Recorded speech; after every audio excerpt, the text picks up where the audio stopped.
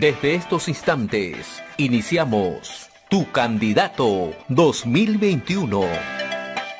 Espacio en el que conocerás las propuestas de los principales candidatos al Congreso y la Presidencia de la República. Entrevistas, análisis y toda la información para que puedas emitir tu voto informado y responsable este 11 de abril. Tu Candidato 2021 a través de RCR, Red de Comunicación Regional, la red que comunica y une al Perú. ¿Qué tal? Muy buenas tardes. Bienvenidos otra vez a Tu Candidato 2021 y me acompaña el día de hoy para tener un análisis y gracias a José por el pase. Otra vez a José Ignacio Beteta de la Asociación por Contribuyentes y en mi caso Gustavo Nakamura del Centro de Innovación de Políticas Públicas. Hoy día vamos a hacer un análisis con dos analistas. Nosotros vamos a callarnos, José Ignacio, hoy día un poquito, pero antes te voy a dar el pase para ver tus comentarios antes de iniciar. Y nos acompañan dos analistas. Uno con nosotros está el doctor Gonzalo Banda, sí, directamente desde el extranjero, mentira, está en la ciudad de Arequipa, el señor Gonzalo Banda, y también está Miguel Ibarra, que si estás en Lima, Miguel, espero, quién sabe en qué parte del Perú estarás, pero esto es importante, es la tecnología que permite conectarnos de diferentes personas donde estamos para hacer un análisis de coyuntura. Estamos un día menos para saber a dónde se va nuestro país. Primero, si me permiten, tanto a Gonzalo como a Miguel, pedirle la palabra a José Ignacio. José Ignacio, ¿qué tal? ¿Ha cambiado algo desde ayer a hoy? ¿Cómo ves el panorama? La misma incertidumbre. Buenas tardes, ¿cómo están, Gonzalo, Miguel? Un gusto. Yo creo que la preocupación y la concentración en estos menús, WhatsApps, encuestitas y encuestas que llegan, si bien es cierto, es comprensible porque la población siempre tiene esa sensación de seguridad o quiere esa sensación de seguridad. En verdad lo que hay que hacer es pensar conscientemente en quién ya vas a votar y por quién querías votar y decidir tu voto de una vez, digamos, ¿no? Eso en cuanto a la coyuntura del día de hoy, a 3-4 días de las elecciones, suba quien suba, pase quien pase, los peruanos ya deberían tener su voto decidido, cosa que efectivamente no ocurre siempre y hay un 25% de la población que decía en los últimos 2 días, ¿no? Pero yo creo que el tema de fondo, además quizás de algunas especulaciones que nuestros analistas puedan hacer, siempre pasa por ver los escenarios que vienen después, ¿no? O sea, los retos que se plantearán, no sé, yo ni siquiera diría una segunda vuelta, sino a partir del 28 de julio, con los distintos escenarios que se puedan presentar, ¿no? Porque los retos del país siguen siendo los mismos, los problemas siguen siendo los mismos. O sea, falta terminar una reforma política, ahora más que nunca falta concluir un proceso de regulación, especificación de la figura de la vacancia, de la figura del cierre del Congreso. Falta, digamos, muchísimo que hablar sobre el tema de la informalidad, que es un fenómeno que ya no aguanta, o sea, que ya no resiste, digamos, el país ya no resiste vivir con una sociedad tan dividida, con un contrato social tan partido. Entonces, claro, la pregunta sería, bueno, entre quien entre o con los que podrían entrar, ¿qué pasarían con estos temas de fondo a partir de mañana, ¿no? A partir del siguiente gobierno, ¿no? Por ahí les pongo la pelota a los analistas que nos acompañan el día de hoy, ¿no? Perfecto, José Ignacio. Hecha la pregunta o el interrogante, ¿quién quiere empezar? ¿Te parece? Vamos a empezar con el hermano que está fuera del país, con Gonzalo, no sé si está, pero Gonzalo, por favor, empezamos contigo como análisis. ¿Cómo ves esta coyuntura, lo que José Ignacio ha dicho como previa, y de ahí le cedemos la posta a Miguel Ibarra? ¿Qué tal, Gustavo? ¿Qué tal, José Ignacio, amigo querido? Bueno, es la elección de la incertidumbre. Realmente en este momento lo que se vive y se palpa, ¿no? Yo acabo de terminar de escuchar el audio que se ha difundido para los periodistas extranjeros, ¿no? De los 4 jefes de empresas encuestadoras. Ninguno te dice específicamente, estos son mis 2 para apostar. Es más, te dicen, yo no te podría hablar de algún tipo de movimiento, ¿no? Pero nunca los he visto ser tan cuidadosos. O sea, ellos en este momento se enfrentan al mismo escenario que creo están todos los peruanos, ¿no? La indecisión. Sí creo que el ciudadano debería forjarse un voto por convicción en este momento. Creo que sí debería de hacerlo ya, porque ya no vamos a tener tiempo. Sin embargo, entiendo también que muchos, en una elección marcada por la desafección política, en donde ninguno de los candidatos ha logrado convencer a más allá del 12% de la ciudadanía, lo cual habrá pues de una oferta electoral muy pobre. Hemos tenido performance de candidatos muy malos, candidatos que estuvieron liderando y que se cayeron de un momento a otro, pero que no supieron mantener el liderazgo. Entonces comprendo totalmente al ciudadano que está esperando, ¿sí? ¿Por qué? Porque como nadie lo convence, ¿sí? Finalmente creo que a veces esa elección por su mal menor la va a terminar tomando en la cola de votación. No lo hemos estudiado. Este proceso va a ser atípico, va a romper todos nuestros estudios electorales, va a romper todo lo que hemos sabido sobre en qué momento define el ciudadano su voto. Probablemente esta, como en ninguna otra, sea la elección en la que más se va a definir el voto en los últimos 2 días. ¿Por qué? Porque antes tenías un pelotón de 3 o 4 candidatos que más o menos se repartían el voto, ¿no? O 2 candidatos que al final terminaban depredando el voto indeciso. En este caso, dada la infidelidad incluso que ha habido entre las opciones electorales, los ciudadanos han pasado de uno a otro como si se cambiaran cualquier día de ropa, ¿no? Y cada uno ha ido medrando de las subidas y de las caídas del otro, ¿no? Entonces, a mí me genera mucha incertidumbre. Hay muchas voces fuertes que dicen que podría haber una opción muy extrema en un lado del espectro político de la izquierda peruana, al que yo le daría incluso un poquito más de protagonismo, porque sabes que las encuestas tienen muy difícil penetrar en el mundo rural, ¿sí? Eso es algo que no estamos viéndolo en este momento. Pero por ejemplo, aquí en Arequipa, cuando se proyectó la segunda vuelta entre Istmo-Des y Cáceres-Yica, se proyectaban escenarios más o menos con una tendencia favorable a Cáceres-Yica por el voto urbano, pero cuando llegó todo el cómputo oficial, el señor le sacó 4, 5, 6 puntos más, que no había manera de medirlo para las encuestadoras. O sea, en teoría sí está representado el voto rural, pero dada la complejidad, es muy difícil caracterizarlo totalmente. Entonces, es la elección de la incertidumbre, ¿no? Yo sí creo que el ciudadano, mucho de ello va a definir su voto y va a tener que optar por su mal menor desde la primera vuelta. Esto es algo que yo lo veo, que cada vez que, o sea, estos 2 días, 3 días, la cantidad de personas que te escriben, que te comentan, que te piden consejo, porque lo que antes no se sabía, yo me acuerdo que antes se sabía estos sondeos internacionales que se publicaban, ¿no? Se especulaba mucho a veces en redes sociales. Ahora eso está accesible porque te llega a través del WhatsApp inmediatamente, se activan las alarmas. Eso no lo hemos medido en ninguna otra elección. Va a ser sumamente particular en esta elección. Y a mí me preocupa el día después. Claro, porque el día después de la elección, o bueno, no vamos a tener probablemente un virtual ganador al día después de la elección, eso va a ser un caos. Vamos a tener varios que van a intentar decir que esto ha estado pues arreglado. Eso me preocupa en primer lugar. Me preocupa el boca de urna, el efecto que genere en la gente, porque puede ser un boca de urna falso, mentiroso, y probablemente con estas diferencias no refleje lo que va a suceder. Y que luego en la noche, en los primeros conteos, se puede revertir y la gente se puede generar un ambiente bien, bien complicado.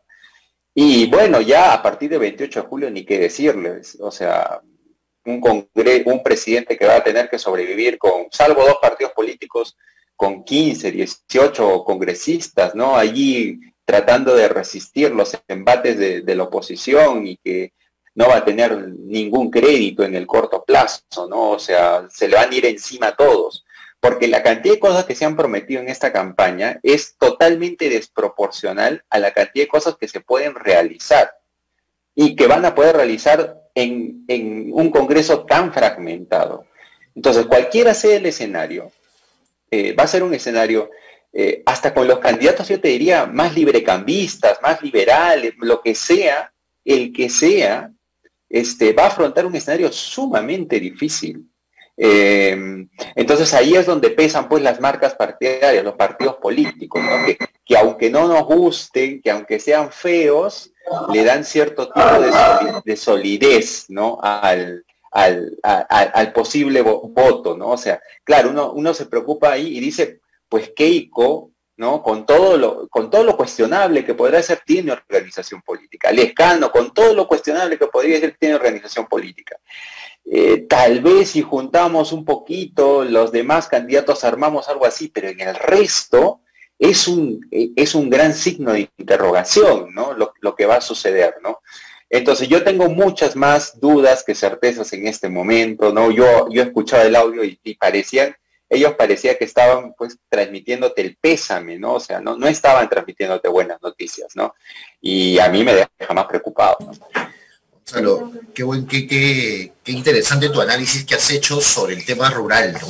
Porque todo hace indicar que el voto rural va a ser el que mueva la aguja. Antes nadie le daba bola, como se dice vulgarmente, al voto rural. Decían, bueno, el voto rural no suma al bolsón, porque yo tengo pues 30 o 20 o 18, el otro tiene 10, entonces ya estoy, ¿no?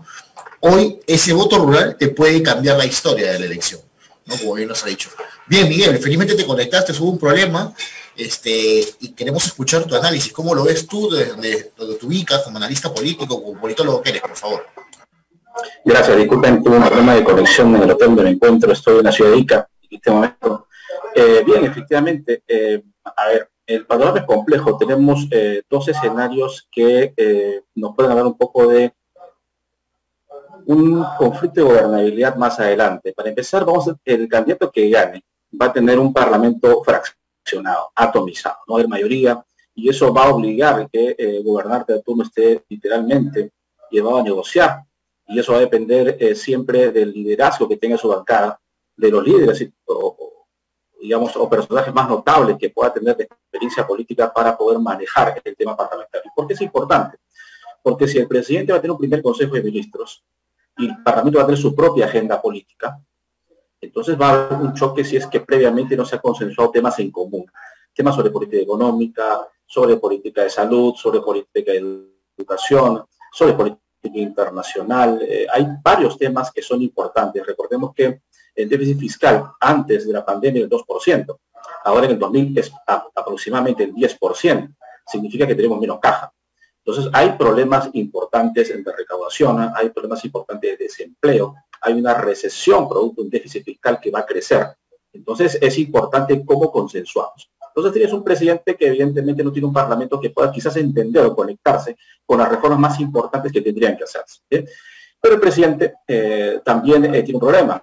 Recordemos que estos sistemas parlamentarios como el nuestro, en el cual tenemos un presidente que no tiene mayoría en el parlamento, generan crisis que a veces te permiten preguntarte quién está detrás del presidente, quién está detrás para seguir la alternancia, si fuera el caso. Entonces son muchos escenarios que nos llevan a decir si es que verdaderamente las fórmulas están bien compuestas o no. Respecto al tema de la plataforma política, digamos el plan de gobierno que tienen nuestros candidatos, también es disímil entre ellos, ¿no? Y eso un poco juega a la incertidumbre con muchos.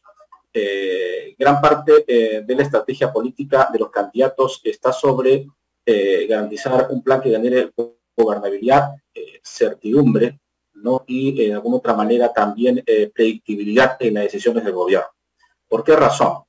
Porque se habla de una reforma constitucional, por ejemplo. ¿Qué nos traería una reforma constitucional? Para empezar, recordemos que el Congreso ha elaborado más o menos 21 proyectos o 21 leyes ya de reforma constitucional sobre esta constitución que tenemos. Entonces, pero todas han sido básicamente sobre temas de carácter político en su mayoría. Entonces, pero si hablamos de una reforma, lo que quieren en realidad los reformistas es modificar el modelo económico, por una parte, que afectaría el tema de inversión privada y llevaría a repensar algunos contratos con el Estado. La reestructuración del Estado, que significaría o hacerlo crecer o reducirlo, que tiene que ver mucho con el tema también de la inversión en educación y en salud. Y lo tercero es sobre todo sobre la estructura misma de los poderes que garantizan, digamos, la estabilidad o la constitucionalidad del Estado peruano, ¿no? Como el Tribunal Constitucional y otros órganos más. Entonces, ¿de qué reforma hablamos? Ese tema no se puntualiza.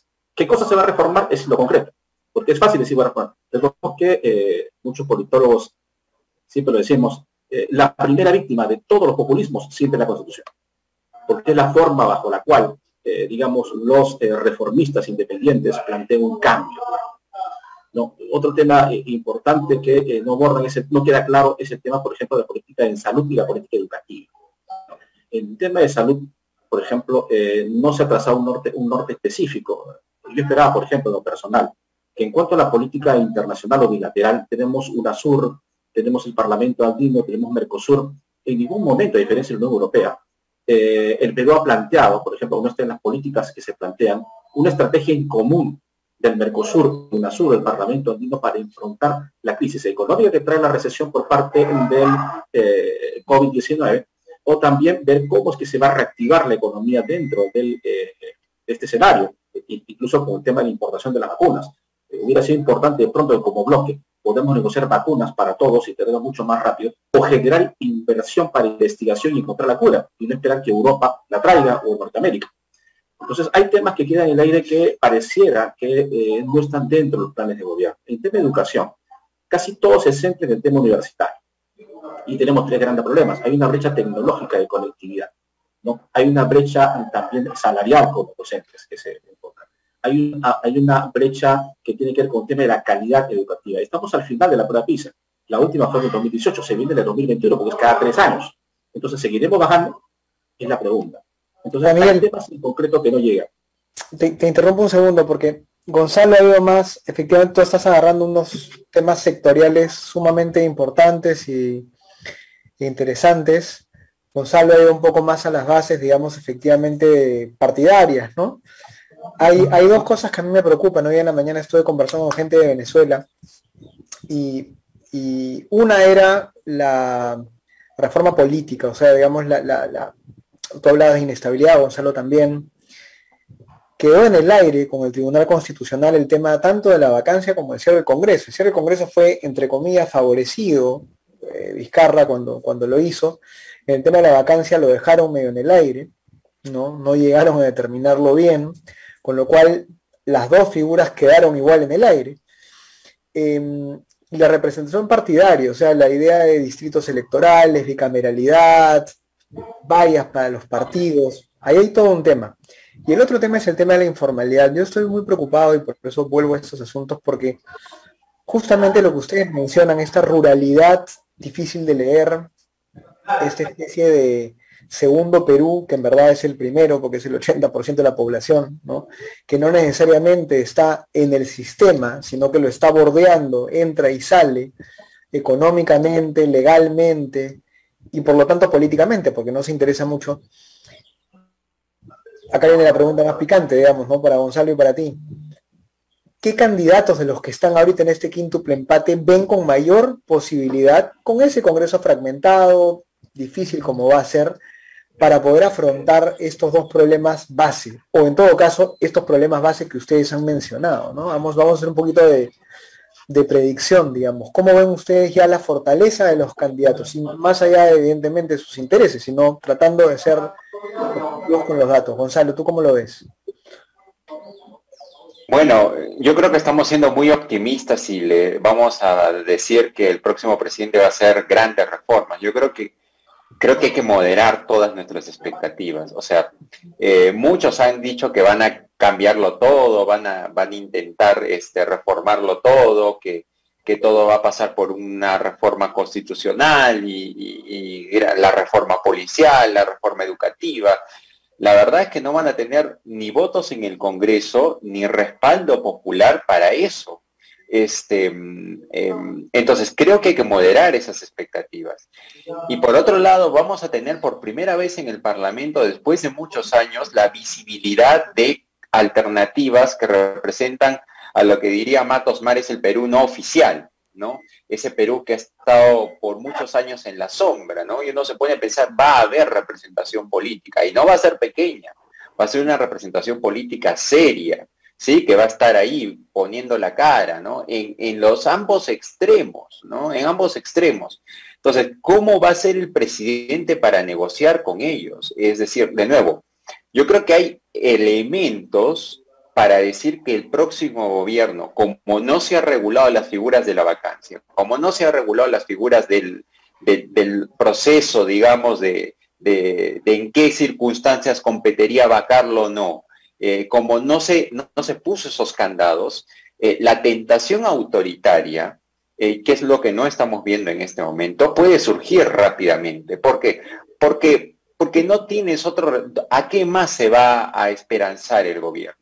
Y eso es algo que me está preocupando a mí. Creo que muchos estamos aquí, creo que por la desafección y porque la gente está en sus problemas cotidianos, estamos, pandemia, todo eso, pero a mí lo que realmente me está preocupando es que efectivamente ni siquiera le va a dar chance. Hay propuestas que proponen el tema de capitalismo popular, de acceder el crédito a la gente, ¿no? Casi todos coinciden con eso, ¿no? Subsidios para la microempresa. La verdad es que con la caja fiscal como está, la deuda pública que tenemos, el escenario que va a enfrentar el próximo presidente de una súper expectativa de sus promesas, y candidaturas que dicen que así muy sueltas de huesos pueden cambiar a los funcionarios del BCR como se cambiara cualquier cosa. La única institución que funciona en el Perú, ¿no? La única institución, tenemos muchas instituciones que no funcionan en el Perú. Pero tu diagnóstico, no, pero te interrumpo. El diagnóstico ya estamos de acuerdo contigo. Ahora, tienes a 5 en la lista, en la parrilla, y es lo mismo que le voy a pedir a Miguel. O sea, tienes a un Lescano que parece que está por ahí como que se desinfla un poquito, pero no importa. Está Lescano, está Keiko, está Aliaga, está Verónica Mendoza, está Castillo, De Soto también está por ahí. Vamos a imaginar que estos 5 o 6 serían las opciones de la segunda vuelta. En ese diagnóstico que has hecho, que es totalmente realista y es real, además, ¿cuáles crees tú que son los candidatos que podrían tener esa muñeca para poder mantener la estabilidad, para poder moderar, para poder lograr algunas reformas, otras no, para poder tener un espacio más justamente de paz y estabilidad en los siguientes 5 años? Creo que los que tienen partido político, José Ignacio, o sea, más allá si me gusten o no, los que tienen partido político terminan siendo los que brillan, ¿no? Porque el partido político te da cuadros, te da burócratas, te da oficina, te da alcance regional, te da acceso a conversar no solamente con el Congreso, sino con los alcaldes de tu partido, con los gobernadores regionales de tu partido. ¿Sí? No estamos hablando de eso. Y me parece muy bien que la gente en este momento esté diciendo, no, yo voy a votar por el plan de gobierno, voy a votar por el candidato mejor preparado. Ya, pero a ver, ese candidato mejor preparado tiene aliados locales, tiene gobernadores regionales que vayan a responder a su agenda, tiene alcaldes, y yo creo que en esas sumas y restas los que terminan ganando son los que tienen organizaciones territoriales difundidas por todo el Perú desde hace mucho tiempo. Entonces, en un escenario de gobernabilidad, si tú me dijeras, yo te diría, pues, Lescano, Keiko, tal vez Acuña, pero Acuña como no está, ¿sí? Como Acuña, o sea, claro, no lo vemos lejos, o sea, Acuña tendrá que llegar a un acuerdo porque tiene muchos gobernadores regionales, muchos alcaldes, ¿no? Y los demás es una gran interrogante, ¿no? ¿Cómo van a dialogar con gobernadores regionales, con alcaldes? Miguel, ¿tú cómo la ves? A ver, tus comentarios a este tema. Bueno, a ver, Hernando Soto por un partido que se llama Avanza País, que tiene más de 10 años, en realidad, en la vida política. Keiko va por Fuerza Popular, antes el Partido Comunista tenía otros movimientos, la misma corriente, digamos, que te tiene. Lescano va por Acción Popular, es un partido tradicional, ¿no? López Aliaga le cambió el nombre a Solidaridad y le puso Renovación Popular. Y los que sí han cambiado son las izquierdas, considerablemente. Entonces, hablando de los primeros, diremos que sí existe, de alguna otra manera, una presencia, por lo menos legal, para poder participar. Ahora, aquí hay un tema importante. El partido más antiguo, que es el de Lescano, Acción Popular. Lescano ha dicho que él no gobernaría con su partido. En una entrevista que le dijeron, un debate, le preguntaron si gobernaría Acción Popular o él, y él dijo, gobernaría Johnny Lescano, no Acción Popular. Eso refleja un poco, digamos, la disrupción que tiene con los líderes más importantes de su partido, lo que significaría que un probable gobierno, él nombre a su propio equipo y no sea parte de Acción Popular. Por otra parte, tiene su gobernador de Soto, que es literalmente un invitado en Avanza País, y que tiene un equipo que está liderado por Miguel de Galviar, que es un ex Movimiento Libertad, de la época del Fredemo, si mal no recuerdo. Entonces, tiene un equipo técnico de ahí, digamos, que responde un poco a las expectativas de su propia línea ideológica, que sería lo que plantea en una reforma. El gran problema de Soto es que, teniendo un carácter muy afable, no tendría esa autoridad y ese liderazgo para poder conducir políticas públicas. Evidentemente el Congreso es un león duro con el cual pelear, y si no tienes la autoridad y el carácter para poder, digamos, dirigir una política pública, lo más probable es que termine siendo avasallado y vacado. En el caso de Keiko Fujimori, Fuerza Popular es un partido que se ha mantenido sobre la base de la ejidad de Alberto Fujimori. Cuando Keiko Fujimori en el 2016 quiso desapegarse del albertismo y fundar el keikismo, finalmente fracasando. Y ese partido duro demostró un ala autoritario en el 2016 y trajo pues la caída de Pedro Pablo Kuczynski. Entonces, digamos que tiene ahí un tema a favor y un en contra. En el caso de López Aliaga, López Aliaga ha tenido la experiencia política de ser básicamente regidor metropolitana y hoy candidato. Es un tipo de carácter, es un empresario, y como todo empresario evidentemente tiene el olfato para poder saber cómo se va a mover y cómo va a decidir. A un empresario difícilmente un político le va a decir qué hacer o qué no hacer, porque se va a imponer. En el caso de Verónica Mendoza y el señor Castillo de las izquierdas están fraccionadas, tienen equipos, pero el mayor problema con ellos es que las formas que plantean son tan drásticas que asustan al empresariado, que asustan al ciudadano y que asustan en realidad a casi la administración pública, porque no se sabe cómo es que se va a reformar, y con los ejemplos de Venezuela, digamos, o Bolivia, queda uno defraudado. En esa línea, habiendo analizado los políticos, los partidos, su antigüedad, digamos que los que podían manejar un parlamento difícil sería realmente o López Aliaga o Keiko Fujimori. ¿Por qué razón?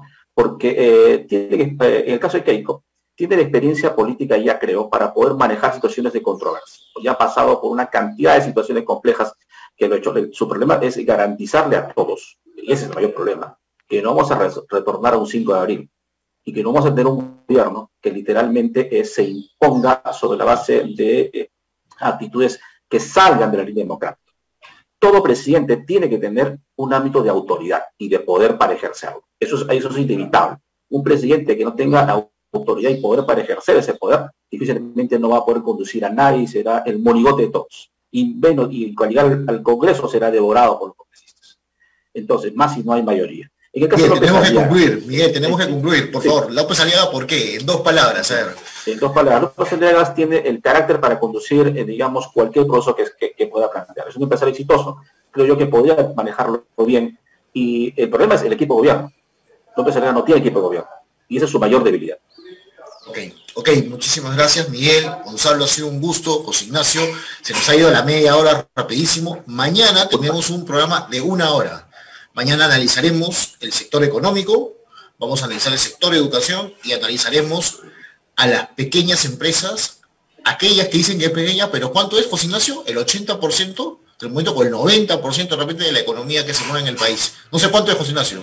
80, 90, tú sabes bien el dato. ¿En la informalidad, dices tú? No, digo en el movimiento económico del país, ¿no? Las pequeñas empresas.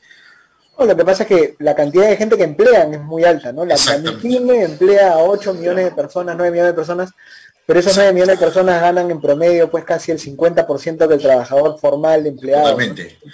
Entonces, a ellos vamos a tener, mañana están 3 invitados, así que de 1 a 2 haremos el análisis con José Ignacio Beteta. Muchísimas gracias, Miguel, Gonzalo, y bueno, José Ignacio, nos vemos mañana. Queridos amigos, este ha sido tu programa, Tu Candidato 2021. Nos vemos. Cuídense. Chao, nos vemos. Gracias. Hemos presentado Tu Candidato 2021. Bajo la conducción de José Ignacio Beteta y Gustavo Nakamura. Tu Candidato 2021.